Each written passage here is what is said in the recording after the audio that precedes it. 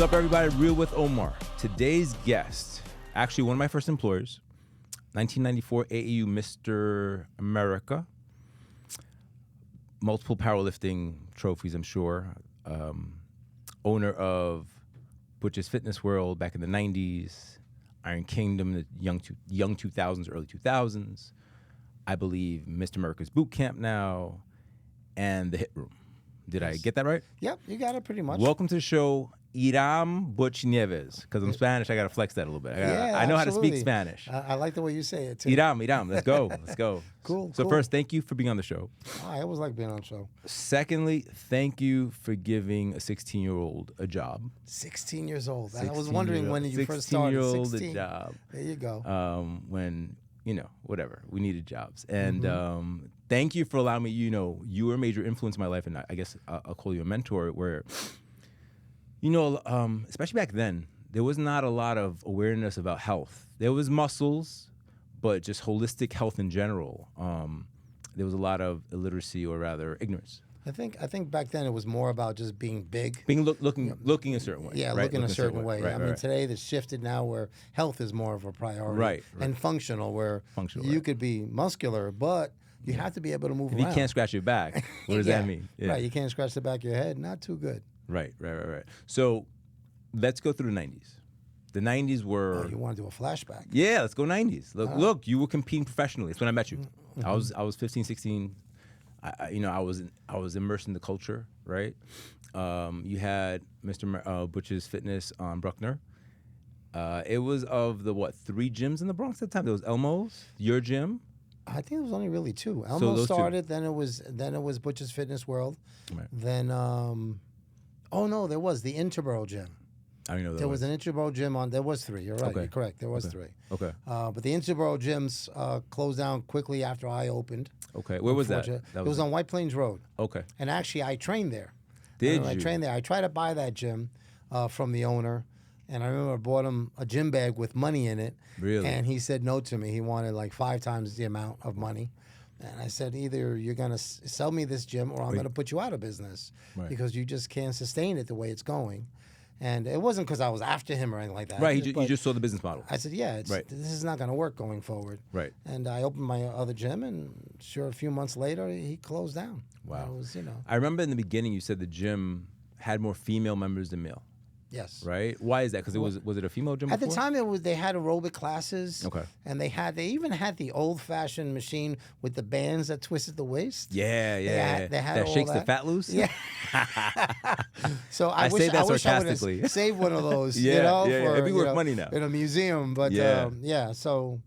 Unfortunately, of course, that business model wasn't really working, and I came in. Also, was a lot of martial arts going on at the time. Right. Okay. So I came in and threw all that stuff out and put weights into it. And then you had the whirlpool downstairs. First whirlpool I ever seen. Yeah. Whirlpool and a sauna. That was big for back then. It was really big, but it was also a real pain in the neck keeping up with it and maintaining it. Yeah. So Well, that becomes the question, right? The question becomes rather the business model, right? So you were like, we'll use the terms, right? We had a bunch of meatheads, and they had money for everything except the gym membership and to spend money in the gym. Everything else they had money for, right? Oh. So that's hard. How do you maintain a certain standard of good shit, equipment running a certain way, stuff like that, when you have people that just go in there to abuse it? Because I remember that. I remember the dropping the weights to this, to that. Yeah. Well, we had the saying at Iron Kingdom mainly. It's one of my pet peeves with CrossFit is like we tell people all the time, even to this day, if you cannot put the weight down, do not pick it up. Okay. You need to put it down and control it because it could easily hit, bounce into somebody else's foot.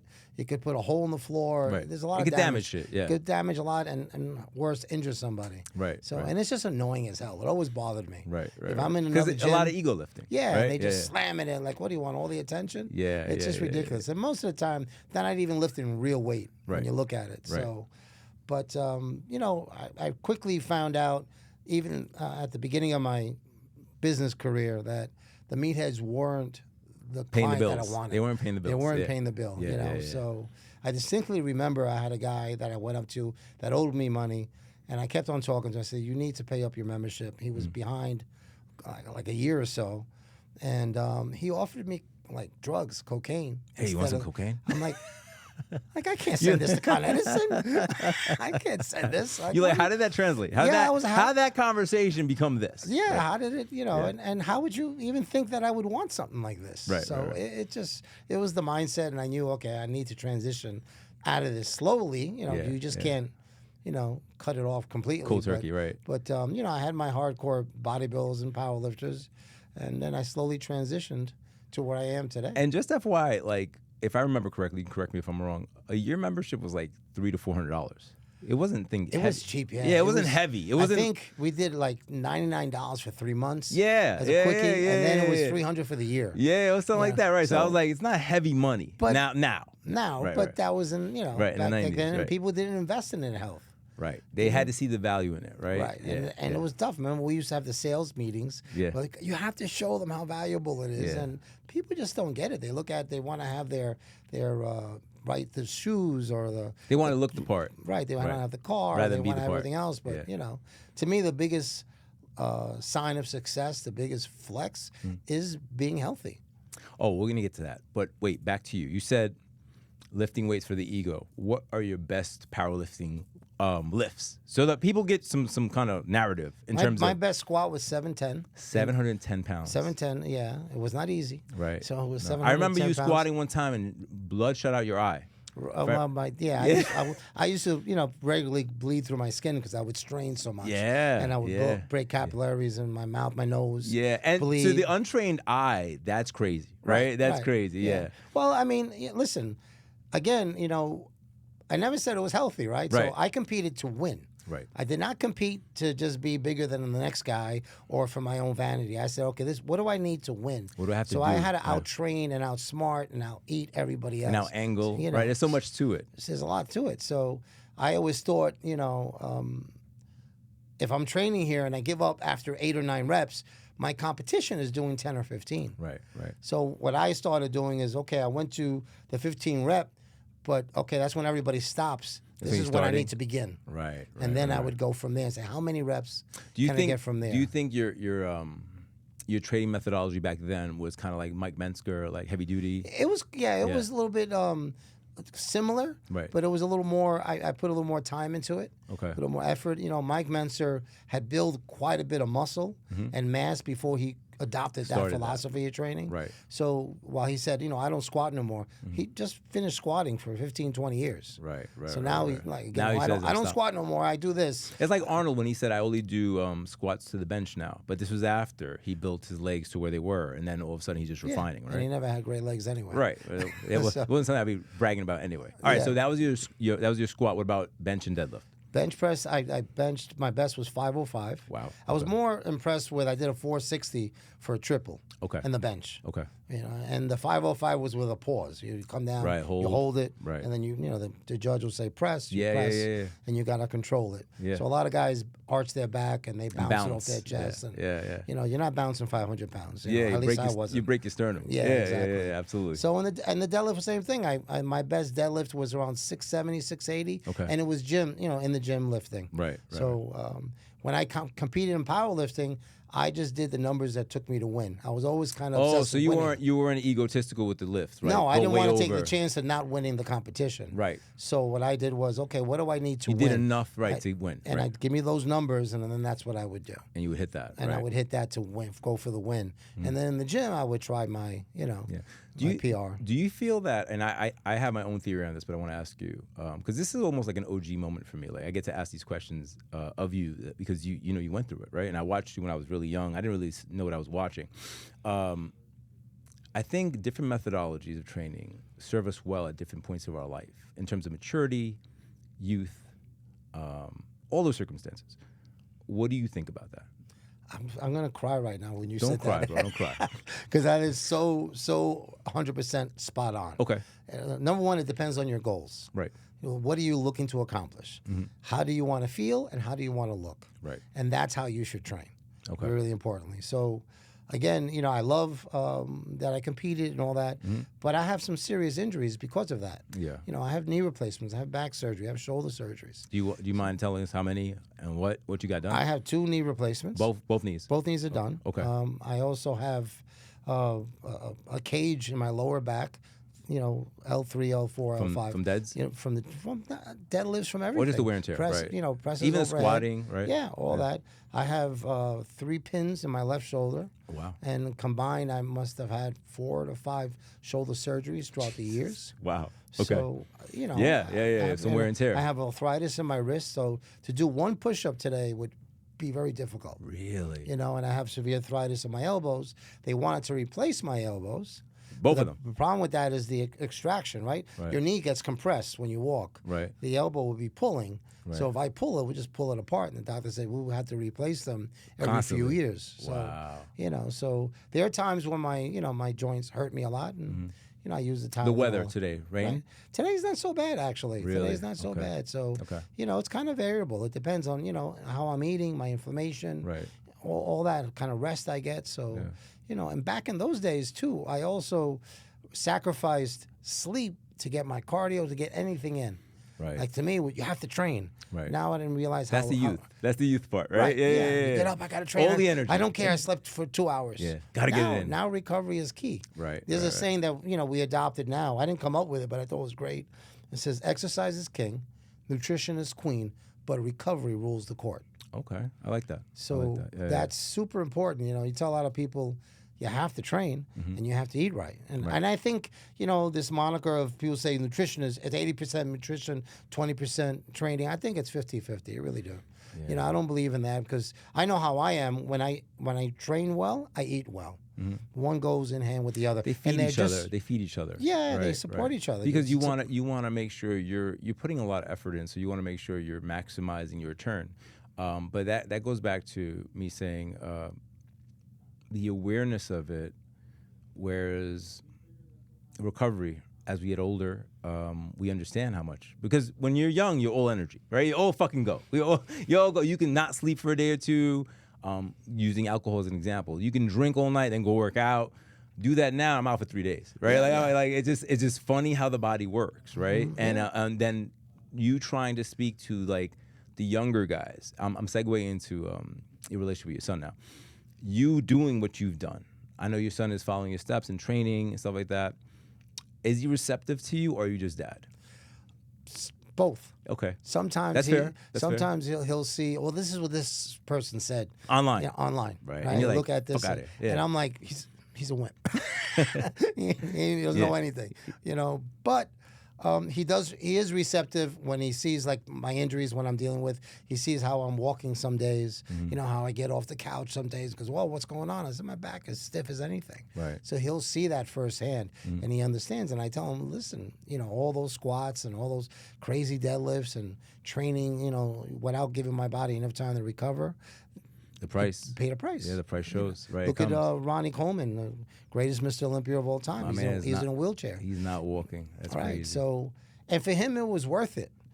For me, not so much. Right. You know. Then again, you listen. I'm not disagreeing with you, but I will say that what you put online could not really be what you think. Right. It could be something just for his persona. Like, when we wake up by ourselves in pain, only then do we truly know. We know what's in our hearts. I'm sure he's in quite a bit of pain and uncomfortable, and he suffers quite a bit. Yeah. But he'll say, "Oh, I love the Mr. Olympia," because that still feeds him to this day. Feeds his family. That is who he is, right? That's his persona. It's an extension of him. Yeah. So I would have done, if I could flash back and say, "Is there anything you could have done differently?" Sure. I would have adjusted my training at a certain part, and really when I parlayed into jiu-jitsu. So I didn't know you back then. So walk me through that, because that's when I went to school. In 1999, I stopped competing. That was my last competition. The last hurrah? Okay. Yeah. At the time, the girl that I was dating, my ex-wife, was pregnant.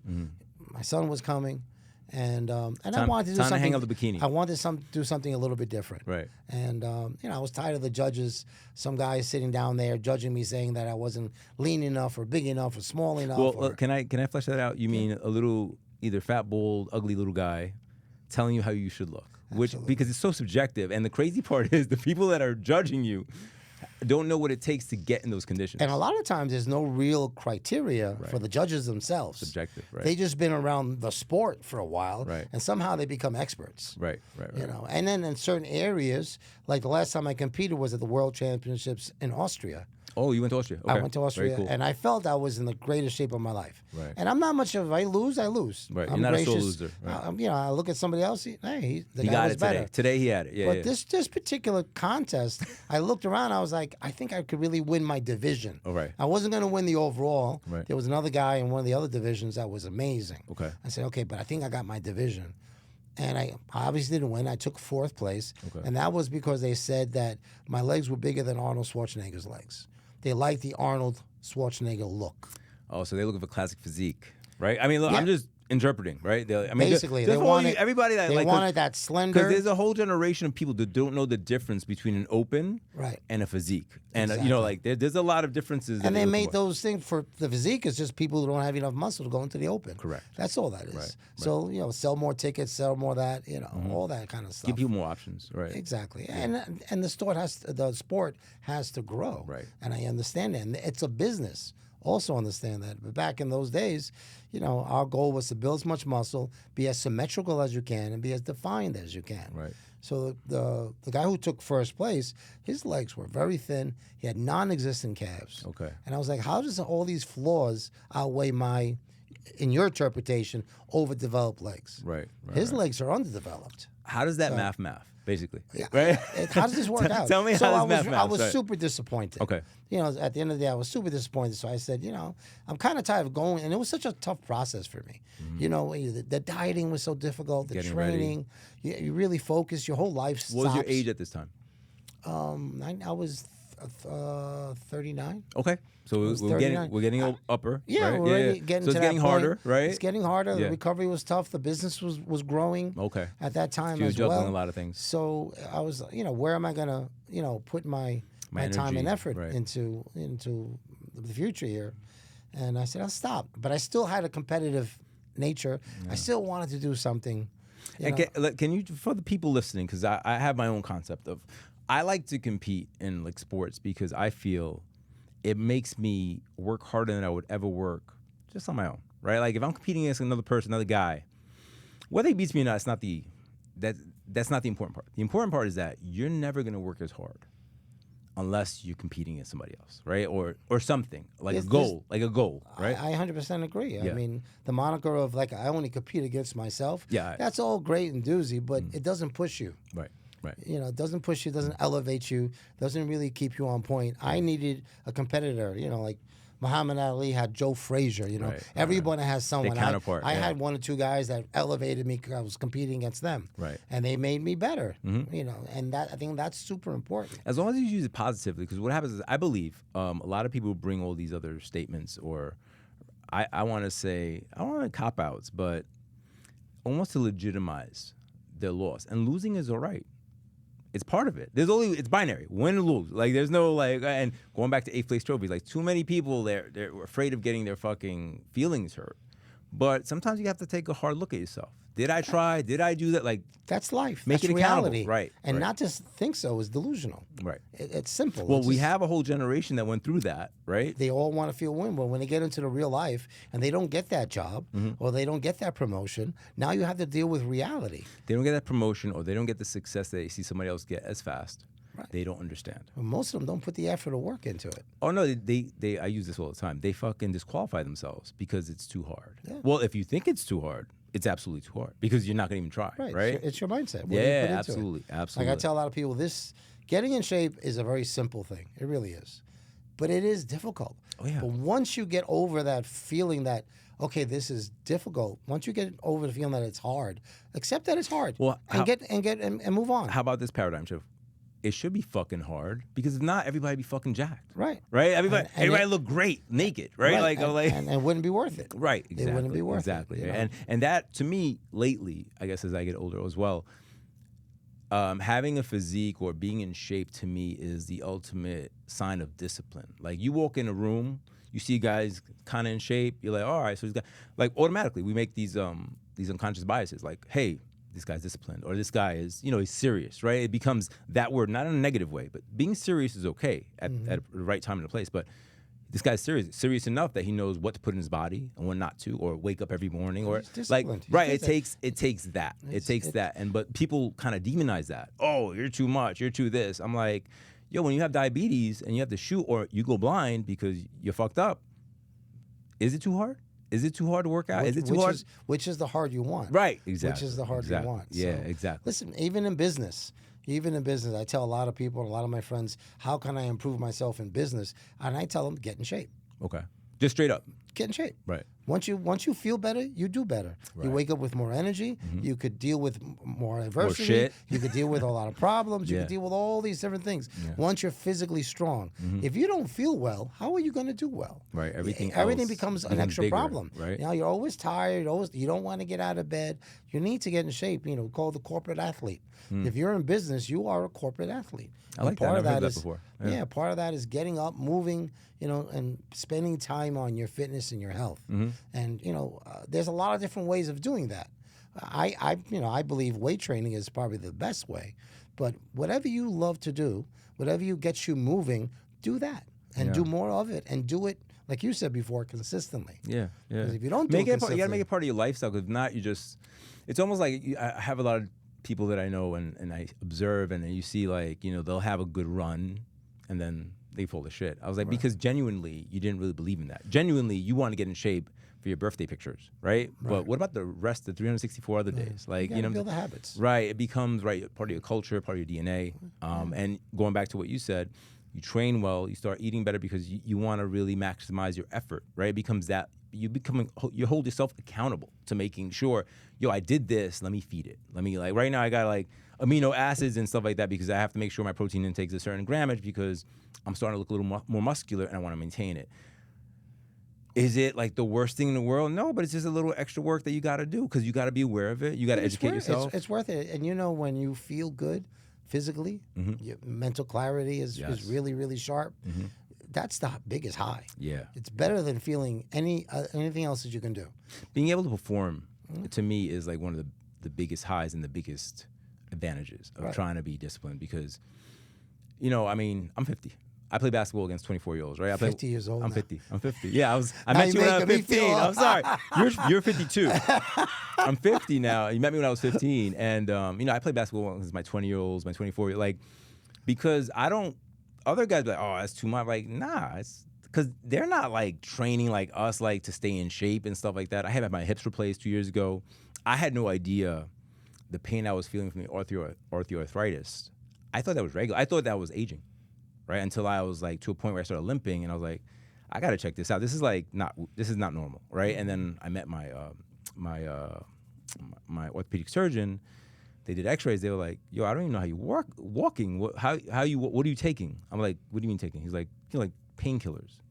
I was like, "Nothing." I was just pain tolerance. I just he told me, he's like, "I don't understand how you're walking." I was like, because if I had to walk this way for the last 10 years, bro, it was really it got to a point where it was getting crazy. So to not have that pain now just brings my energy levels up because now I don't have 20-30% of my brain power that I'm holding just to tolerate pain, right? Waking up, or when you get up, you're back, you're like, oh. So I'm so grateful to not feel that, right? I mean, I have other shit, I broke my finger playing basketball, shit like that. But that's part of the sport. That's part of being competitive. I think also goes back to our younger years when we developed that kind of pain tolerance. Right. We were more comfortable with feeling those things. Well, I don't think. First of all, I don't think we were normal. That's one thing. Second of all, we were in a culture, whereas it was like a brotherhood of, it's gonna suck, but you're gonna be fine. It's not. It's gonna suck momentarily, but the after effects, right? The after effects, you're gonna love it. Put on your big underwears, your grown-up underwears, and let's get the job done.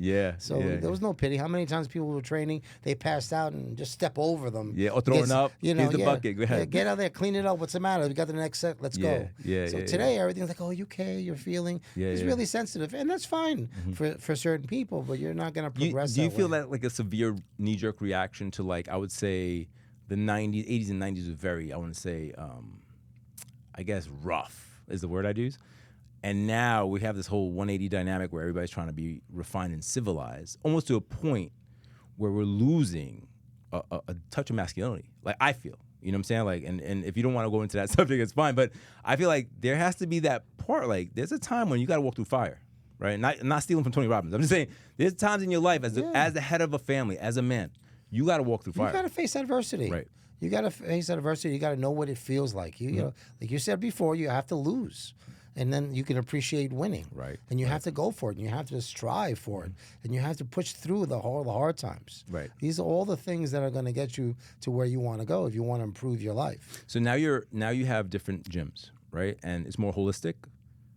I have well, no, it's well rounded. It is holistic. There's like, for instance, the difference of the two gyms, they have different culture. They have different. It's same basically thing. the same format, Just different branding. Okay. The same, just different branding right now. Okay. We're looking to franchise The HIIT room. the HIIT room. Okay. And the reason we use the HIIT room is because we couldn't trademark the Mr. America. Okay. Look at that, right? That. I can't even trademark. You don't know that. Yeah. I don't know the name. Yeah. IP. So either way, we couldn't trademark that. So if you franchise, you need to trademark the name. Okay. So we changed the second location to the HIIT room, and everybody sort of liked the name anyway, and it sounds pretty cool. Yeah. But our philosophy there is, to train hard, but to train smart and intelligent, and make sure you get that recovery. So most of the exercises are done on a 2-inch mat, which came from my jiu-jitsu background. So it's a little easier on the knees. It's no high impact. We do a lot of weight training. So there are specific strength days, which are really important. Then there are the cardio days, because we still want to train our cardiovascular system. You want it to be well-rounded. Yeah. And then there's days that we kind of combine everything. So you get that good overall effect. Okay. So I found throughout my 40 years of being a coach and trainer. Only 40? Only 40. That's it. I just dabbled in this. Yeah, this is the best way to get in shape, and it's not for everybody. Okay. I'm not saying this is a fix-all. I really get annoyed when a lot of trainers say, train my way. This is the only diet, or you can only do, paleo or keto, and you have to do only CrossFit or only boot. That's bullshit. Yeah. As long as you do it consistently and do it the best that you can, you'll get results. Right. The best diet in the world is what? The one you stick to. Right. At the end of the day. Absolutely. So if you find something that works for you, that's what's going to work. Yeah. So our program is well rounded, and it's a lot of the exercises all of them are done by time.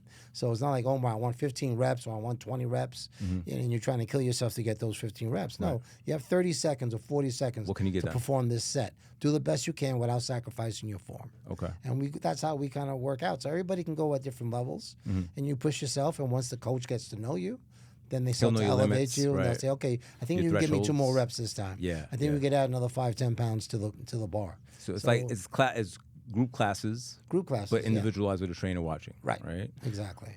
You said something to me a long time ago. I was a kid. I remember. No, it's good. It's good. But we won't. I'm trying to make sure I frame it so that I don't say anybody's name. Guy was working out, great physique, and you're like, look, man. Even if you don't know what the fuck you're doing something will get you some results. Yeah. And that's an example. So I was like, oh yeah, I guess. But to use that to reference saying just doing something is better than nothing. And then once you get some sort of basis, is when you start tweaking and maybe, getting your goals, engaging yourself. Because everybody, I want to do this, I'm like, how about you just walk right now? Like one of my friends, I want to do that. I was like, what are you doing today? I was like, I'm not doing anything. I was like, walk around the block 5 times. Do that. Start there. See if you can do that every day. I used to say, walk to the first mailbox, come back. Walk to the second mailbox, and then come back. Right, so, right. Again, this leads to like where there's a lot of fitness influencers, or a lot of people on social media stating, don't do it this way, do it that way. And oh, by the way, I have this program that you can buy. So it's all about finance and money. Yeah. So again, if you do something, it's better than nothing. When it becomes a difference, when the workouts really matter, is when you're getting to that competitive side. Okay, I want to compete in bodybuilding. I want to compete in a certain sport, in wrestling, or and jiu-jitsu. Now your workouts are going to matter, because you want to really emphasize the recovery of your body, the performance of your body. So those combinations might make a difference. Like, but if you're looking just for health, and you're looking just to stay, make a better version, just about everything works as long as you give your body to recover. Okay. The recovery is the key. All right. We jumped over 99 was your last. I'm coming back. I'm Yeah, coming yeah. back. 99. Yeah, I'm back. I'm back. 99 was your last competition, and then you started looking at jiu-jitsu. You said, well, you just the decided. reason I had stopped competing, and I pretty much said, I remember I was sitting down with my friend Derek. Little D. Yeah, we were at a diner or somewhere, and he was like, "So when are you going to compete against?" And I said, "I think I'm done. I think that was the last show. I think that was it. I think I'm done." It was very difficult for me to diet. I mean, I had to weigh my food, time my food. That's you know, at the time I had a cat. And the cat would meow at me. I'm like, "Shut up! You're eating more food than I am." You know, I would have arguments with this poor cat. But it was just so much work again for some fat slob to sit there and tell me I'm not lean enough or I'm not, or I like. Oh, you don't the have guy Arnold with, Schwarzenegger you know, legs. That's gonna live in infamy for me. That's your legs are too big or your Fuck outta here. whatever it is. It's like, are you kidding me? You know, so. You know, and I was symmetrical. That was one of my fortes, was being symmetrical. So I was developed from top to bottom. You just wanted undeveloped legs. Right. It is what it is. So I got tired of all that. Right. So, but I still had a competitive edge, and I wanted to do something physical. And I you know, UFC was coming out at the time, and I found that really interesting. And so I went into jiu-jitsu. Okay. And I loved that, and I started competing in that. Oh, so all right, so you were competitor. I in competed. jiu-jitsu. Yeah, Oh, okay. I thought you just did it. I did it in for therapy. No, at the beginning I did. At the beginning I did. And then you're like, I'm kind of strong. Yeah. I could use this. Well, I'll tell you my first experience. Yeah. You know, my first experience in jiu-jitsu, I came in, I had just finished doing the world championships. Okay. So I was pretty big, pretty muscular. I was training really, really heavy. And the instructor is named Mike Casey, Hawthorne Gracie Jiu-Jitsu. Give him a shout out. Gracie. You know, and he says, so he looked at me, he's like, "Oh, so you wrestle?" I said, "I don't do anything. You know, I did Taekwondo 100 years ago." Right. He says, "Well, you know, they were doing some drills." And he said, "Do you want to do a little sparring?" And I was my first class of sparring. I said, You're like, and I might hurt somebody. Right. Yeah, and that's how I felt. I don't want to hurt anybody. I was bigger than everybody else, and, you know. And he says, "No, you know," he brought this young kid over, blonde hair, 140 pounds. Right. He said, "Why don't you wrestle start with him? here. Yeah, roll around with him a little bit. We're gonna put him on your chest and just throw him off. Just get him off you." Right. And you're like, no problem. Oh, I'm gonna find him. Yeah. How high is your ceiling? I could not get him off. Right. And I was at one point I'm breathing heavy, and he's looking at me like, "Are you okay? Yeah. Are you okay?" So he goes, "All right, now let's go to submissions. Even though you know submission, just put him in a place where he can't do anything. No punching. Okay. But if you want to strangle him, if you want to grab his arm, whatever you can do it to him." Okay. All I learned that day was how to tap. Really? Because he strangled me, he armbarred me. It was like I felt like it was all over me. You're like, you know, and the all these muscles for nothing. Yeah, I was exhausted, and he was looking at me, wasn't even breathing heavy. He was like, wow. "Are you okay? How humbling is that? You want to slow down?" Yeah. And I'm looking at him like, "You gotta be shitting You want to get some water? I want to kill this kid." So he's like, "Listen, why don't you train with my brother?" And for he's a little even while, smaller. He's a little bit thinner, and he was a twin. He came over and he kicked my ass too. He said, "Wait." He said, "Listen, Hiram, why don't you train with my weaker twin?" Because that's what he said. Basically. Come train with my weaker version, and then maybe come back. And the instructor, Mike, was just laughing at the whole time. Sure. He says, "Well, what happened to all those muscles?" You know? Yeah. I was like, "Oh, my goodness." So, you know, some guys get turned off and say, "I'll never come back." To me, I was like, I got to learn this. Challenge accepted. So, right. You know, fast forward 6 months later, I was like, "Remember me? Come over here, you know." Right. While we would spar at that point, and I was, you know, 3 times bigger and stronger than he was, I couldn't beat him, but he couldn't beat me. Oh, okay. So it was a stalemate. Better. So here I am, you know, 240, 250. And he was like he was a black blue belt at the time. I don't know what that is. He wasn't even a high-ranking belt. Okay. He was only about a blue belt. Okay. And he owned me. He could literally do anything he wanted. 6 months later, there's a huge learning curve. Right. So I was learning how to defend myself, learning what not to do. Like a lot of big moves, big guys do certain moves that actually put you in danger. Really? So I kind of started learning not to do those things. Okay. So I became much harder to submit. Okay. And so while 6 months later I got much better, I still couldn't submit him or beat him. Right. But he couldn't do it to me. Okay. So But progress. There's a 100-pound difference between the two of us. Yeah. So it makes no sense to you. It's still like, this is an incredible sport. Right. So it's so equalizing and humbling. Right. It is. It Yeah, is. yeah. And I think, you know, I tell a lot of people that, they have aggressive kids. I tell them you should learn jiu-jitsu. And they're like, that'll make them more dangerous. I said, that'll make them more humble. Because you realize that the littlest person in the room can kick the shit out of you. You realize that size and all that means absolutely nothing. Okay. It means absolutely nothing. You'll go into a room and you you think you're going to dominate, and all of a sudden the guy's smiling at you, and he just, you're choking and inside of and seconds. You're tapping out. Yeah. I learned how to tap that day really well. quickly. Really well. I tap with my foot, my hand. I still learned how to tap everywhere. So how many years of jiu-jitsu did you do before you started competing, or did you go right into it? I think it was about 2 years, a year and a half, 2 years, then I started competing. Okay. But let me get back to what I felt I did wrong was I went from bodybuilding and powerlifting to jiu-jitsu, but I never stopped the hard weight training. You never stopped it. Right? So while I was still doing jiu-jitsu, I still would go to the gym and lift really heavy. Oh, shit. Okay. So now I'm getting arm barred.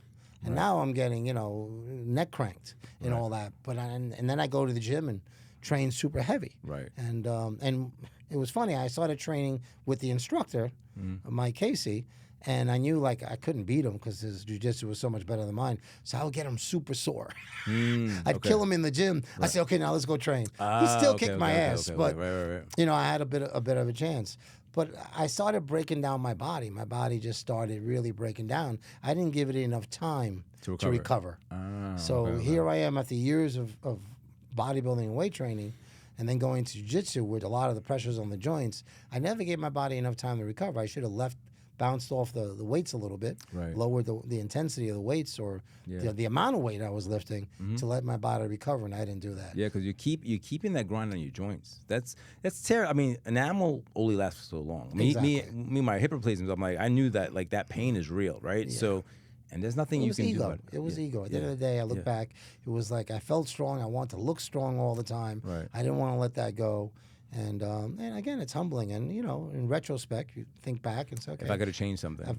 That's what I would have changed. I wouldn't have changed my bodybuilding career, but I would have changed the way I trained going later years. Transitioning, right. So you basically, all right, go back. Well, I think you touched on it there. So you were trying to train as a young man in your 40s. You were trying to maintain the intensity, not sleeping, whatever. You were trying to keep that schedule. It wasn't even a thought. It's just the way I trained. Right. A lot of times I would go to one of my training partners. Okay, let's train light today. That's nice and easy.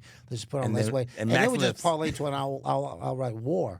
All of a sudden you put on 100 pounds and 100-pound plates. And remember, at Iron Kingdom we had 100-pound plates. I remember that. Right, we're going up 200 pounds at a time. Yeah. And it was normal. Right, and that's just what we did. So at one point, you got to look back and say, "Stop, hold on, time out." What about the times that the guys would just they would take all the way to one side and the fucking sled would flip over?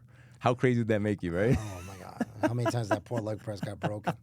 And it would drive me insane. How stupid are you? Yeah, what the fuck is wrong with you? Yeah. He's being really nice right now, but he was a little bit different in the gym. In the gym, he was I was angry and I was very aggressive. And it was sort of it's funny how my business has transitioned.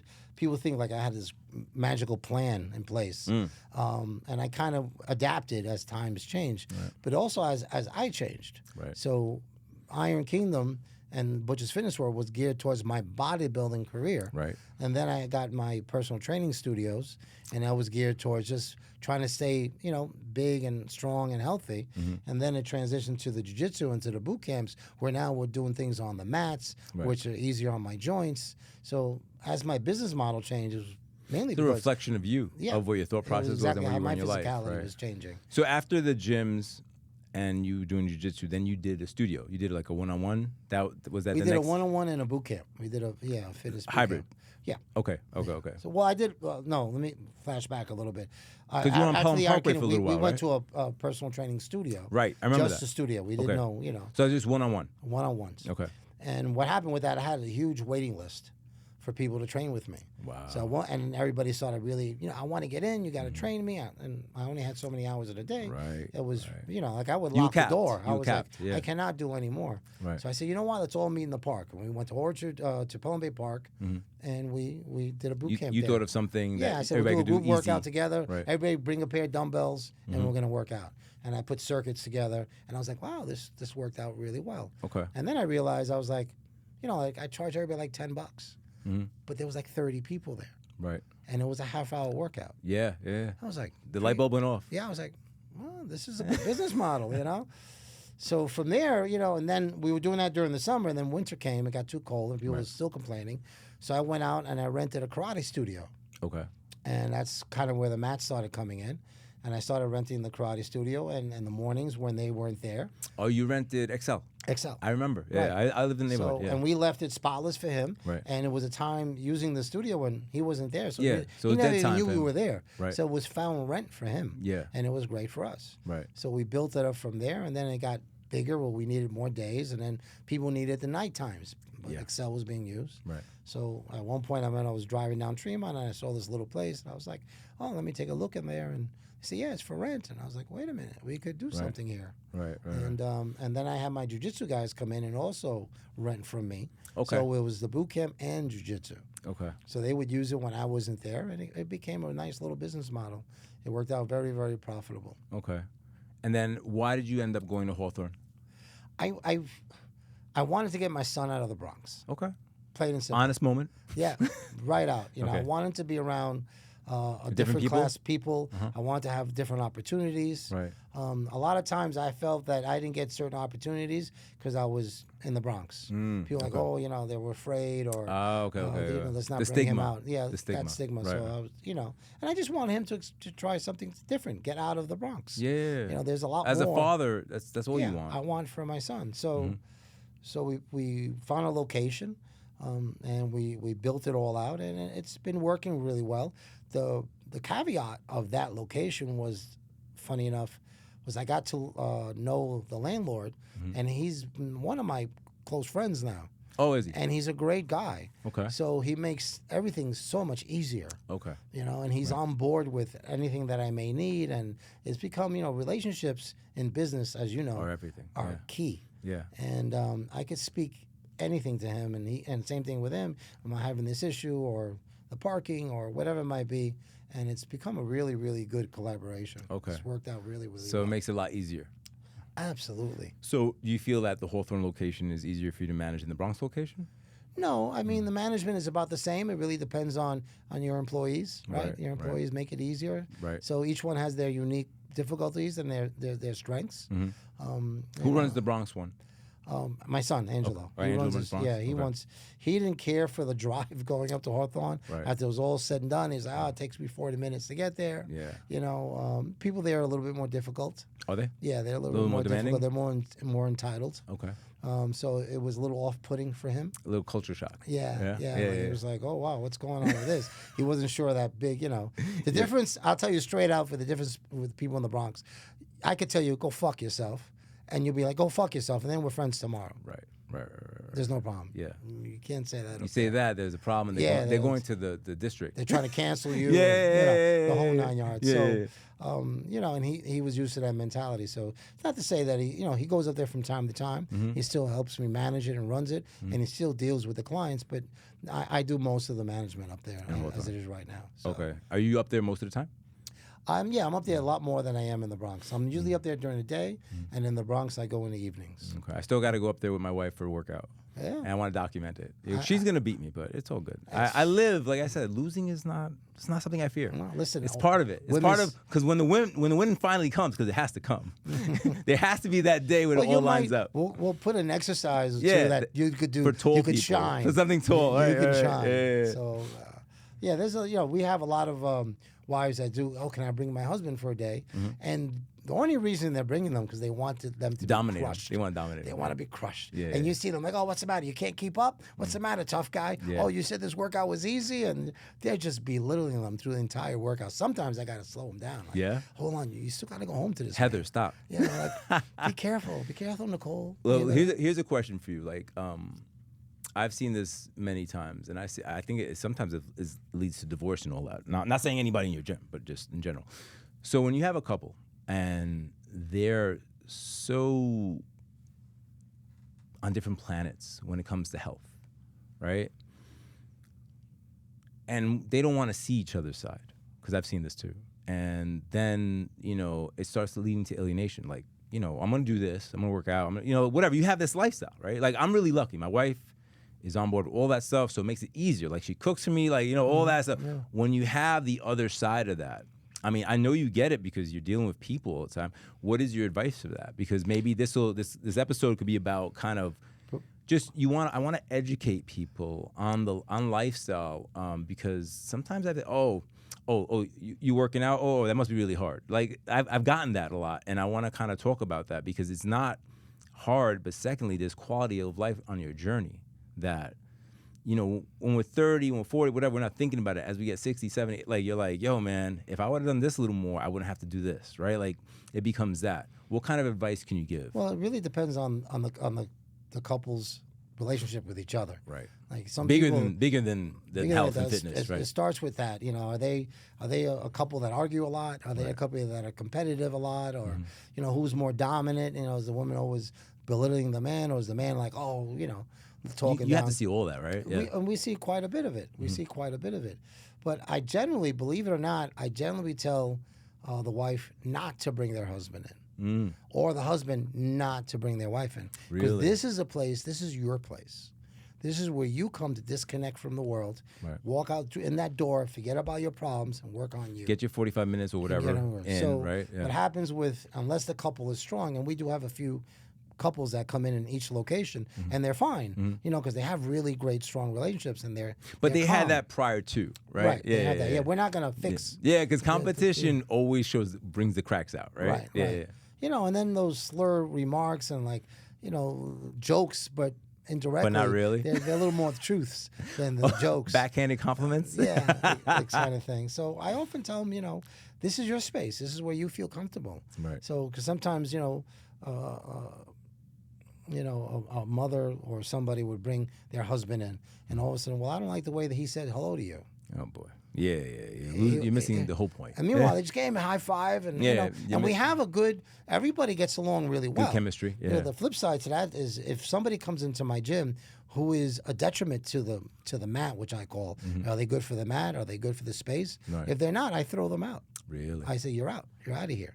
If there's a problem, they come in with a negative attitude. They come in with being abrupt to other people. Rude. If they're not, if we have a set of rules. If you don't follow the rules, well, can you speak on the rules real quick, just so people understand? Yeah, the rules are simple. Like number one, you have to bring in indoor shoes. Can't wear outdoor shoes. You have to have a pair of shoes that you use just for the mat. You walk in with a pair of chancletas. Right. You change your feet. You change your shoes, and then you get onto the mat. Okay. You got to bring a towel to wipe down your sweat, your blood, whatever's there. Right. Be cordial to the next person. You're there to support all new people that come in. If I don't see you not helping the other person with a pair of dumbbells or what me, that's a problem. Okay. And you're there to give me your best energy. Bring positive energy. If you walk in and start saying, "Oh, I'm tired. Oh, it's terrible. Oh, I can't do this. Oh, why is it so hard?" Stay home. We don't want to hear it. Get the hell out of here. Yes. I'm not here to fix you. Right. I'm here to get you in better shape. I'm here to work with you. So, right? Yeah. And I tell people, not that we're not psychiatrists, you want to get through their mind, but I say, I got to get through your mind and into your heart. Once you become passionate about it and you really want to do this, then you can get some results. But we want to keep people on a certain path. And the main thing is have a little fun with it. We actually have that in the rule, laugh at yourself. It's okay. Yeah. It's okay to say, "Oh my God, I couldn't do that," and smile. And now you can. It's actually, when you're failing, you're growing. Right. So if you always pick up a pair of weights, and this is a good advice for anybody, and you can always perform the set completely, you're not pushing yourself. There should be 1 or 2 sets where, I couldn't finish that set. Right, because you pushed yourself. And then you keep that locked in your brain and say, next time, I'm going to try to get past that set. Right. But if you always pick up a weight and you always complete the set, for whatever reps you determine, then you're not really pushing yourself. If you're always picking up a safe weight, right? Because if you know it's doable, it's safe. Yeah, right? I like that. Yeah, safe weight. it's a safe weight. Like, we got to. How do you push your envelope? How do you go into hypertrophy for a second? Like, explain to people. I'm using you because you're the fucking authority on it. Hypertrophy is when the muscles break down, right? Because you're doing heavy weight, you're ripping the muscle fibers. The muscle fibers are then trying to repair itself bigger and stronger because of that stimulus that you presented, right? How do you have to go into that conversation with most people, or is it not that heavy? We try to keep it real simple, because if you start to overcomplicate it, people are like, there's so much to think about. Right. And it's already difficult to begin with. Number one, you have to deal with, the uncomfortableness of just walking into the door. Right. Everybody, they perceive, people who don't go to the gym perceive that everybody in the gym is in great shape. Yeah, and you know, and me talking from experience, like I was talking to my son, my 20-year-old, because he's really good at basketball, but he's trying to get bigger. He's taller than me already, so I was like, you'd be a monster. So I was explaining to him when I used to go with Danny, I would go in the gym. I don't know the fuck everything, but like all these machines, right? I was like 15 years old. I'm like, what is this, right? And then you start understanding. But I was like, but most people don't know. I said, I go, like, he was like, Dad, you can go to any gym. I was like, yeah, man, because I was a trainer. Like I lived this culture for a long time. I can come in. I don't need anybody to tell what to do. I've done it, right? And I've taught people how to do it. I was like, what you want to build yourself is some sort of awareness that you can work out anywhere and you can do anything. Like if it's push-ups and sit-ups and squats, like whatever it is. But that takes time, and I think that there's just this lack of patience, right? People want results yesterday. Everybody wants to swipe an app. Yeah. I mean, listen, I bring it back to you because I know you deal with it every day. Yeah. And how do you get through to them in terms of patience? Well, it's basically one step at a time. We tell them, when you first come in, we just want you to come in 3 times a week. Okay. Nothing more than that. Sometimes, usually I tell them twice a week, depending on where they're starting. Okay. And then I tell them which class to come into. Okay. Again, so you have different classes? We have different type of classes. Strength classes, cardio classes, Hybrid. A hybrid class. Right. So we say, pick this class and that class. Again, depending where you first come in and where your physicality is at that point. Right. So, and then start from there. And do that maybe for 2 weeks. And then when you feel comfortable with that, then you add another day. Mm-hmm. And then when you feel comfortable with that, maybe, depending on how the results are, because now we're talking 3 weeks, a month down the road, at that point, if you're eating halfway decent and you're exercising, you probably would have dropped 10, maybe up to 15 pounds. Right. And let me just clarify. It's not sometimes about dropping weight. It's about the way your body composition changes, right? Because sometimes the weight scale doesn't change, but all of a sudden you have traps and your waist is smaller. That's another, people are like, I don't like getting onto the scale. It's just a number. Yeah. And it's just intel. It's just information. So a lot of times that number will tell you if you're doing something right or wrong. Without the data, you're flying blind.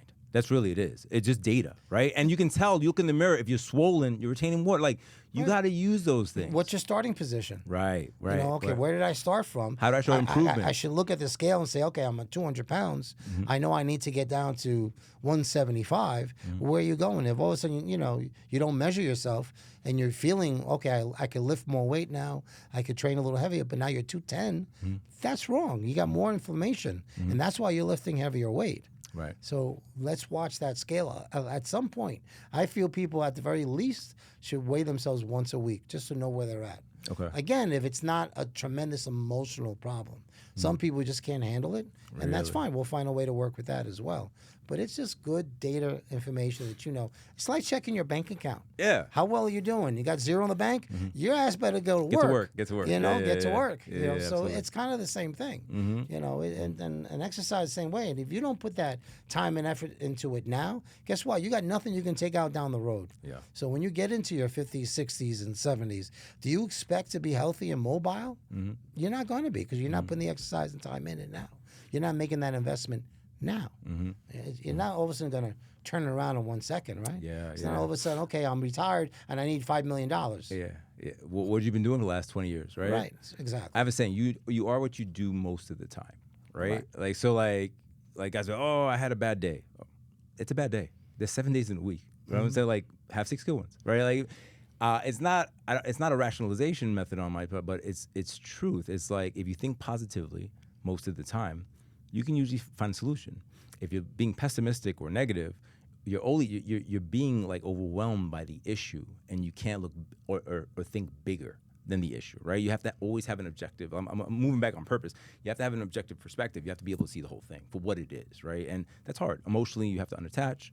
You have to look at it. And I'm using this with the metaphor for health, where some people feel like they're so far gone, and they don't understand some simple tweaks can reap real big dividends, and then as you get to the next level, then you tweak again, and then you tweak again, and you Listen, there's so many simple things you could do. Number one, give some tips, please. Drink more water. Right. Pretty simple, right? Get up as soon as you get up in the morning, have 8 ounces of water. Number one. Drink out throughout the course of the day.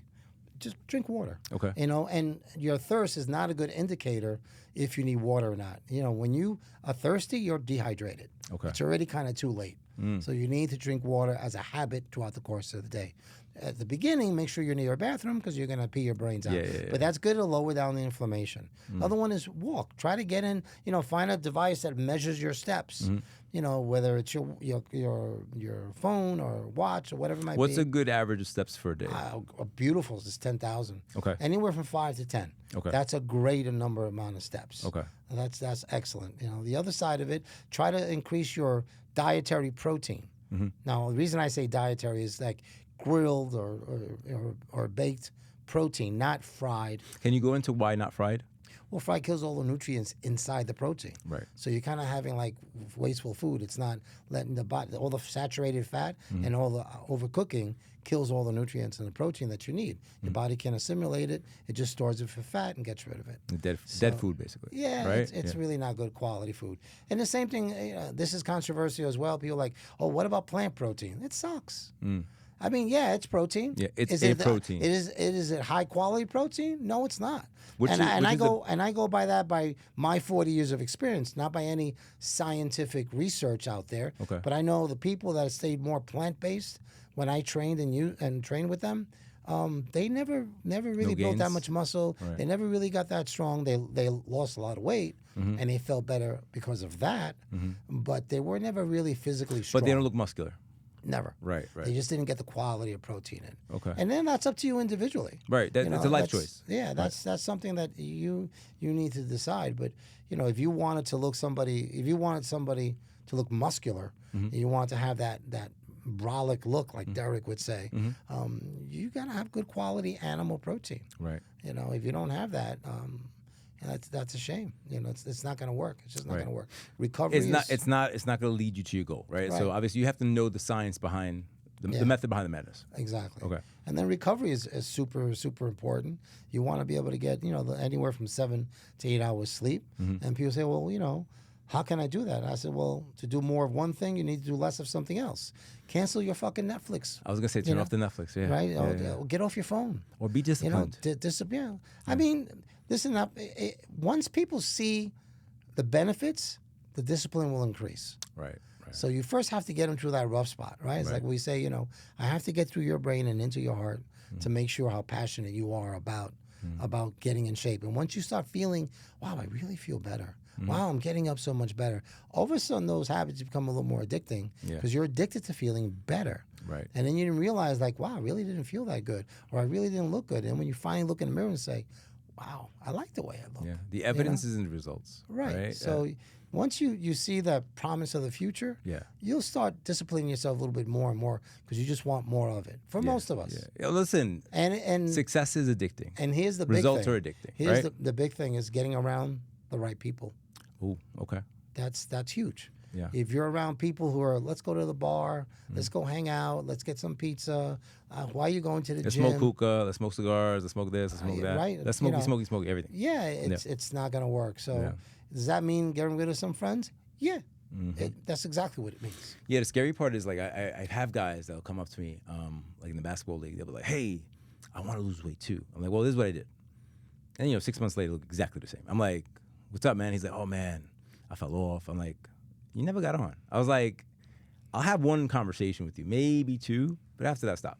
Stop. You're wasting my time. You're like, and it's no offense. It's just I have other things to spend my energy on, right? Like if you really wanted help, I'd help you, right? I'm a giver like that. But when I feel like you're just kind of wasting my time, something happens. You kind of get a little, defensive with your time. Happens to me all the I'm time. sure. It happens to me all the time. I'm sure. I've had conversations with friends. I have one friend that he's right now he's probably around 450, 500. He's a big guy. Wow. About 6'3", 6'4". Wow. That's still a lot of weight, brother. And he's hugely obese.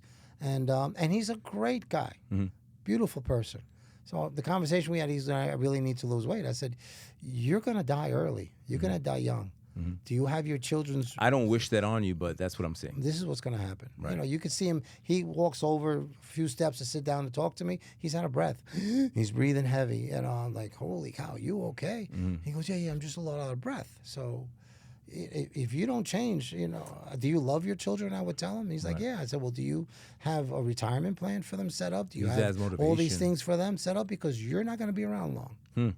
You know, so What's the reaction to that? you know, he just looked at me and dare said, I was like, I'm being honest with you. Yeah, I'm being your You know, friend. you're saying you love your children, but you're not willing to stay on a diet for them. If you're not going to do it for yourself, at least do it for them. I think the conversation is these are some hard truths that we have to discuss. Like, and it's not like I'm not wishing it on you, bro. I'm just saying I'm looking at the evidence. Like, no offense, right? And then, but it takes a special type of person to be able to take that. Like most people take it, they get defensive, emotional. I'm like, yo, I'm not wishing it on you. You're doing it to yourself. I'm just, you want me to bear witness. Well, most people are getting offended today. They Yeah, think it's but all about, you want me to bear witness, and then am I enabling, right? Like if you watch a crime happen, you're just as liable as the person doing the crime, right? So I'm like, what you want me to tell you? Like, all right, when you want to change your life, when it's bad enough, and unfortunately with your friend, I don't even know him, right? But when something drastic to his health happens, when he gets a scare, then it's that knee-jerk reaction. I have to. If he gets through the scare. Right. If it's gets- a scare and not terminal. If he gets through that scare, that's the whole thing. And that does help a lot of people when they get that big scare. Yeah. But unfortunately, most people don't get through it. Yeah. You know, they won't get through it. And again, it's not difficult. Mm-hmm. You know, to get in shape. To correct you, it's hard, but it's worth it because It's hard because of who you're around. If you're living a certain life for your whole life, and I tell you, yo, man, no more soda. Like people that drink. I mean, I don't drink soda, but people that drink soda, yo, no more soda. That's a big deal. They're like, what do you mean? What am I supposed to do? I was like, yo, drink water. But it tastes like nothing. I was like, but I could. Okay. What if I told you you can lose weight drinking soda? I drink soda all day. You know, but you can lose weight having McDonald's. You can make muscles make soda, right? Losing weight is relatively easy. It's just taking in less calories than you're, caloric deficit. Right, you're burning more calories than you're taking in. Right. So it's just dropping your calories. But bigger than that, with the whole soda thing, is like there's other health issues to that. You're putting chemicals in your body, right? But which is more important? Like Ozempic. Okay. Everybody says how dangerous it is, how problem. Which is more? And I'm asking you this question. Okay. Which is more dangerous, Ozempic or obesity? Ozempic is the science, right? And I'll answer this question saying that you're treating a symptom, and not the cause. What I mean by that is that you're giving somebody a pill to rectify something, but you're not changing the behavior. So their insides are gonna go to shit anyway, because they're gonna eat whatever crap they're eating and take a pill and expect to lose weight, right? So you look better in your coffin. That's my answer. Well, I think my answer is, I think the Ozempic will give somebody a head start to try to lose the weight and give them an opportunity to get into those good habits. Maybe give them that hope. Because basically the Ozempic just kills your appetite. Right. That's exactly what it does. Right. It kills your appetite. And what happens to most people... But that was ephedra. Yeah, but that's Look at your eye, but wait a minute, that's a whole different animal. That's that's a whole nother different That's animal. what we use ephedra for. Yeah. But your eyes were like this the whole time. See, no, that's a different thing. So, but you again, we talked about giving people certain opportunities to be able to improve their discipline and get to a certain area. Yeah. So when they say, okay, the Ozempic will help me control my appetite, where therefore I can go on a little bit better eating habit and then incorporate some exercise and give you that routine to be able to see the results going down the road. Okay. So it's very hard to go from eating 10,000 calories a day into eating 1,200 calories in the next day. Yeah. People just freak out and they can't handle it. It's hard. And that's hard. One of the tips we tell people too is when your first part of your diet, remove all fried food, add baked food. Okay. Remove all your desserts and add fruit. So you're not eating less. You're eating different type of quality foods. Right. And that in itself will cut down your calories. Right. Without you feeling that you're like stopping. Right. So much. at the end of the day, there's certain things out there that could help you, and some people choose not because they like, oh, it's so dangerous. Well, obesity is much more dangerous. You're guaranteed to die young. Yeah. Ozempic is giving you a chance that, you're not going to be on it forever. It's going to be a temporary thing, and that's just my philosophy. I'm not a doctor. You're in the trenches all day, right? So you're seeing what can I help motivate these people to take the step towards the right direction. Right. Right. When you've seen, all right, we've tried everything else. We've tried the diets. We've tried the exercises. Nothing seems to work for you. Mm-hmm. So maybe this might give you the incentive to say, hey, I'm not that hungry. I don't want to feel like eating that third slice of pizza. Right. And maybe eating a pie It's a thing, guys. I've eaten a whole pizza pie by myself. Yeah, I get it. We all have. Right? I get it. Like, like, please don't think that all of a sudden, like, nobody likes that. Like, we know, but we also know what it does. Right, but you also earn it. Right. Okay. You also earn it. You know, I tell a lot of my clients, you know, you have to go in with it. Okay, if you're going to eat bad on this weekend, if you know you're going to a party, get into the gym an extra day. Okay. Get a little extra cardio offset it and earn it. Once you've earned it, then it's okay. Right. And that only works when you're where you want to be. Mm-hmm. If you're first climbing that road, it's going to take a little more time. Right. It's going to take a little more time. So, and again, it just depends on how bad you want it. So you're talking about, right, when you're getting to your destination is one thing, but just maintaining. They say maintaining is easier, but the truth of the matter is, in my opinion, simply, is if you're always striving for excellence, you're never going to be fucking, you're like, you know, once you get like, let's say I get my six pack, then I'm like, maybe I make my shoulders bigger. Like, it'll always be a tweak, because I think that's one of the magic things that keeps you motivated, right? Always looking forward and being grateful, but also, you know, don't get satisfied, right? But everybody starts from wherever they're starting, right? Your boy who's 450, he just wants to drop his stomach, right? Mm-hmm. So like just walk the steps, like, and it should be that simple of where, you know, they say comparisons is the thief of joy, right? Like, you shouldn't. We're all on our special journeys. I know it sounds kind of corny when I say it like that, but we're all on this path called life, and every life is individual and every experience is custom, right? And that's the part where people kind of get it twisted. They see on the gram, hey, this will work for me. I was like, will it? Will you wake up at 4 a.m? Will you do that? Like, if you're willing to do that, it will work for you. But if that's not you, you gotta be honest. But I feel people can change. Yeah. Yeah, if they want, like, going back to what you said, if they want it. If they want it, and they can see the promise of that future. Like, if I said to you, hey, listen, you can make an extra $20 million. Oh, I'm done. But I need you to come 3 a.m, and I need you to do this. I'll stay there. I'll sleep there. Yeah. Because it's worth it to you. Right. So you got to find out, okay, what's worth it to you. Right. If you can make it see what's worth it, then and only then will they continue. The sacrifice doesn't seem that big anymore. And then you could see that it's even a possibility. Okay. Some people don't believe that they could even accomplish it. Right. So you have to give them the confidence to accomplish that. Yeah. And that's what a good coach or a good trainer will do. Yeah. Will say, hey, I think you could really do this, and let's show you little pieces here and there. See, I told you could do this. Look, you could do that. If we keep going this route, you're going to accomplish that big goal. Yeah. It's one step at a time. There's a magic to having somebody in your corner. Getting around the right group. Yeah. Getting around like-minded people. Well, when you said coach, I'm like, you know, somebody who gives you direct feedback, right? If you're serious about your goal, right? You need feedback because, you know, we're in our own heads all the time. We're seeing it like too close. We need objective opinion. Like, what do you think? Oh, well, I think you need to do this. Or like when you used to get ready for shows, you'd have like, I forgot the guy's name, Alex or Bob Gruskin, right? Hey, I think you're not dry enough. Or like you need an objective opinion. He was brutal too. Right. He was brutal. He would tell me, oh, you don't have legs. You got spaghetti legs. Right. You know, it's what do you think? And everybody knows he's lying, right? Because everybody knows. Yeah, but he was comparing me against the best of the world. Right. He wasn't comparing me. You know, he knew where I wanted to go with it. Right. And so if that's your standard, then I got to help you raise your standard. Yeah. So you know, it depends on where your goals are at. So, okay. There's so many different variables, and everybody's a little bit different. Right. But the bottom line is getting up every day with intent to try to do something and improve yourself. Correct. Not doing anything is not going to get you anywhere. Yeah. You know, that's not going to improve. You have to wake up and say, okay, I need to exercise at some level. I need to eat some kind of healthy food at some level. Mm-hmm. Even I tell a lot of my clients, follow the 80-20 rule. Okay. Which is really important. 80% you eat healthy and you're disciplined and you make the right choices. 20%, go have a drink. Go enjoy yourself. Have a beer with a friend. Go experience a birthday with your child. Yeah. That's okay. No. You know, just saying, you know, those things will give you a little bit of a balance, even though I don't believe too much in balance because we're always pressing.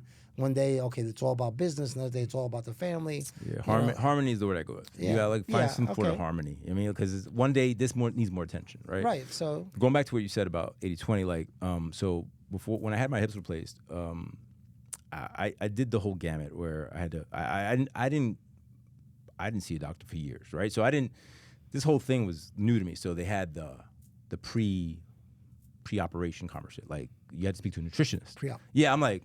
All right, so I get on the phone. She goes, "Do you have to eat this? You have to eat that?" And I'm like, "Okay, sounds like what I do already." So I was explaining to her, "All right, cool."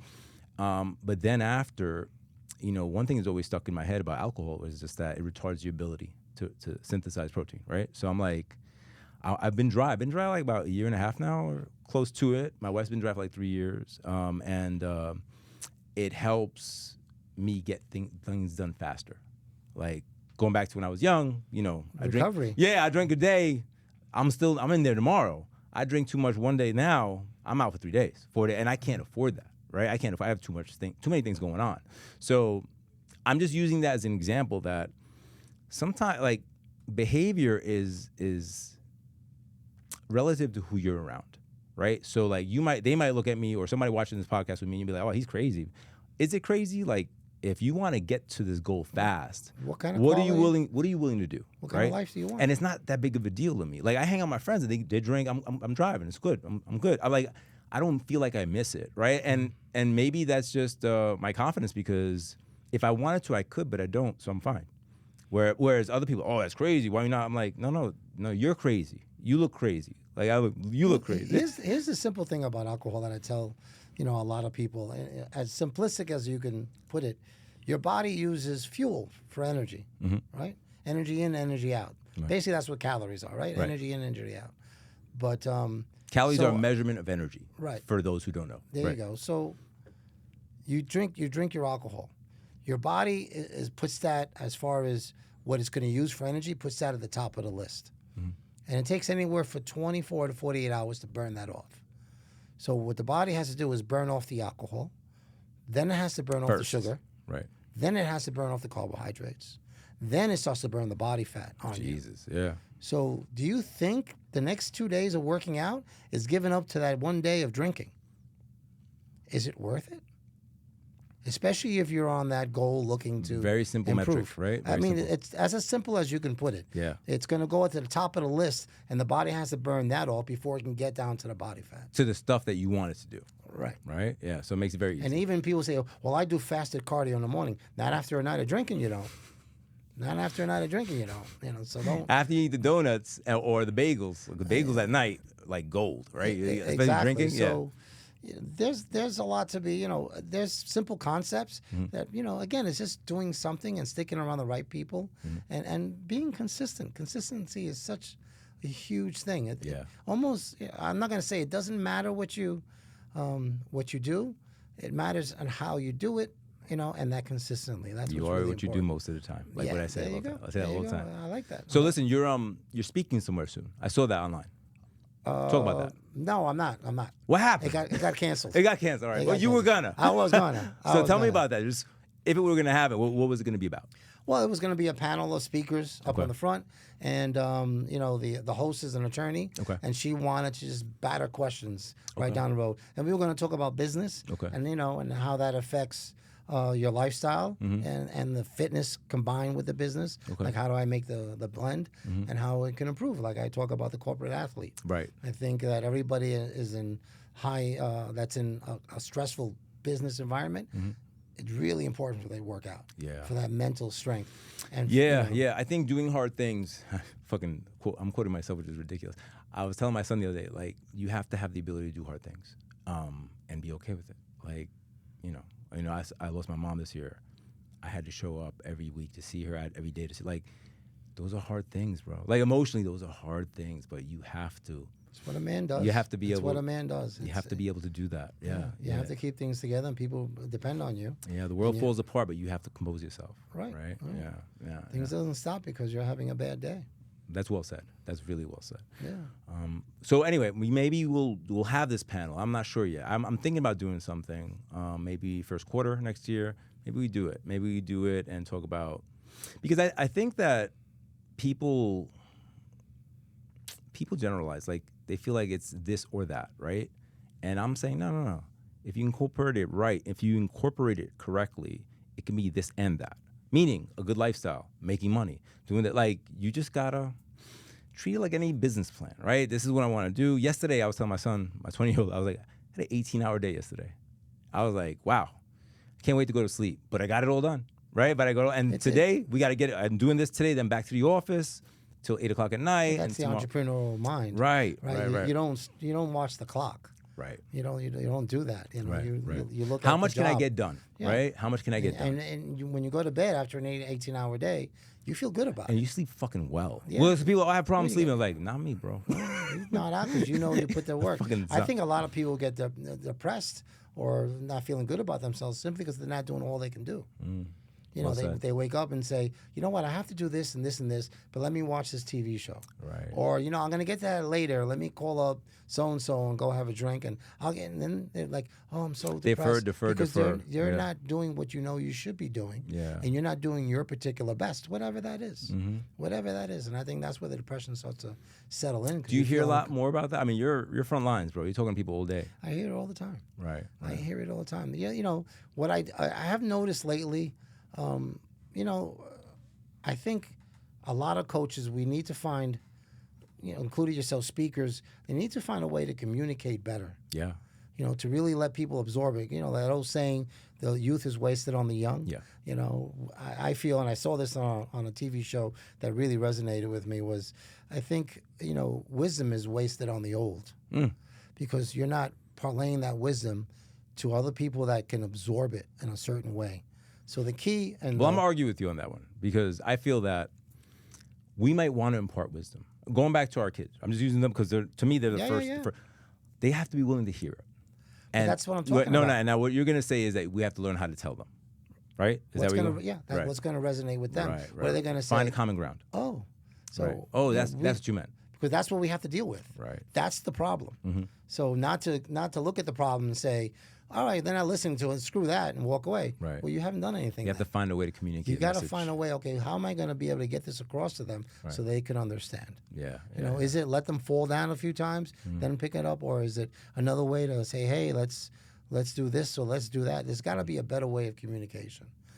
Trying to be a great father, right? I try to be a great father because, you know, my biological father died when I was young, and then my stepfather, they were great men in their own way, right? But they're not the father that I try to be, and I try to be accessible. I tell my kids all the time, I was like, I'm your dad, not your friend, right? We can be friends, that's a byproduct, but I'm your father. But the second part becomes, like, I share with them lately a lot of the adversity. It's not for a pity party, but rather for them to understand and appreciate that even though we walk through it every day smiling, you know, we're all going through some shit. It's just how you deal with the shit, right? Because I don't want my son one day to be like, hey, man, I'm depressed, I couldn't deal with it. Like, I want them to understand, hey, man, look, we're all going to deal with shit all day, every day. It's how you deal with it, how you process it, how you let it affect you, right? And how you react to it, right? That becomes the true message of what I try to do all the time. And I'm 50, right? So I'm still trying to talk to them. And they're probably like, Dad, shut up already. But the job is forever, I think, right? Yeah, absolutely. Yeah. Listen, I'm well in my 60s, and when my son comes to me with an issue, you know, I try to let him figure it out himself, but I offer my advice. And I'm like, and I always like this, you could do what you want to do. Yeah. But this is how I learn, and this is what's happened to me. And I think this is the way you should go. But it's up to you which direction you're going to go with it. Yeah. At the end, the main thing I try to do with my son is I just love him as best as I can love him, and I give him opportunities to make the right decisions. Right. And sometimes I might stop. Well, no, let's not. Especially when it comes to business. I'm like, I already tried this. You know, I don't think that works. It's not going to work. Yeah. It's not going to work. You know, and sometimes when I know, okay, he's really going to fall off the cliff, I'm like, I'm your father. You hold and grab him. I'm your father. Enough of this shit. This is what we're doing. And he'll get mad. Then like, oh, Dad, I understand that. I can understand that. You know, because he'll bring up, I am his father, right? Then he'll bring up something in bodybuilding, and he'll say, well, Dad, what about this? What about that? And I look at him like, really, Angelo? Like, really? Oh, we're going that way? Yeah, no. So, and he'll say, you know, it's kind of hard to argue with you about bodybuilding just because you've been doing it for so long at a high level. And I said, yes, exactly. But it's not to say that things can't change and concepts can't change and what works for you. You know, my bodybuilding experience is totally different from some other bodybuilding champion out there. It's individual. It's right. It's all individual. And what did you do to improve yourself and make yourself better. The only thing, like I tell him, I said, you have my genes. You have my genetics. Yeah, my DNA. So chances are what I did will Might work for you. Yeah. You know, so you don't have to do the trial and error. Right. But I also tell him, you know, be smart about it. I don't want you walking around with knee replacements. Because he'll tell me, Dad, you don't push me. And I'm like, yeah, I'm doing that on purpose. You need to save yourself, you know. I mean, I think at 18, he was repping out 405 in the squat. Oh, wow. You know, at 18, no knee wraps, no belts. Right. And I'm like, that's great, but do you really need to do that? Right. You're not, you know, and I'd stay away from competing. I say, if you want to compete one day, maybe we'll do that. Okay. If you want to, because I think it's a great experience. Right. But I tell, you know, all my so-called competitors out there now, I think the competition is what really hurts a lot of people. That's where the danger is in any sport. Okay. It's a competitor, because if you are competing against each other, whether it be powerlifting, wrestling, body, I'm going to out-train you. I'm going to try to do better more You're than just you. trying to win. I'm just trying to, I want to win. Right. So I'm like, oh, Omar did 100 pounds, I'm doing 200 pounds. Whatever it might be. And that's where the problem becomes. Right. But if we're just trying to, you know, trying to help each other and like compete against each other, but in a healthy way. Yeah. You know, oh, you worked out today? I'm going to work out today too. Yeah. Oh, you worked out yesterday? Okay, I'm going to do a little extra because you worked out today. That becomes more beneficial. That's a lot of guys use the accountability crews for that. Yeah. But my thing is like, I tell some of my friends, I'm like, listen, if it's not really in you, me texting you, I'm not gonna do it.